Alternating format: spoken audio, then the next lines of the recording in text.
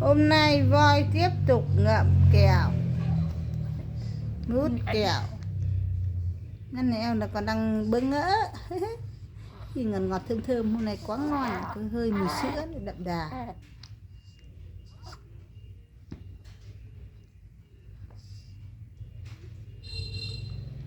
Đấy, voi ăn kẹo đấy. Mình chỉ bán răm đấy. Có người nó nạ nạ phải thế, hôm qua cái kẹo nó bé, hôm nay cái kẹo nó to đùng đoàng này. Ngon không? Ngon quá nhỉ.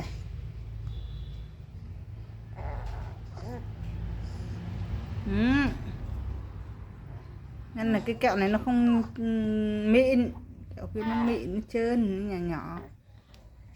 Đấy. Bây giờ hai em uống sữa no rồi, nó vẫn nèn nữa đây con. Nhưng mà mặt chân như kiểu muốn khóc rồi đấy. Ôi cho con nhé. Còn đâu mới khóc.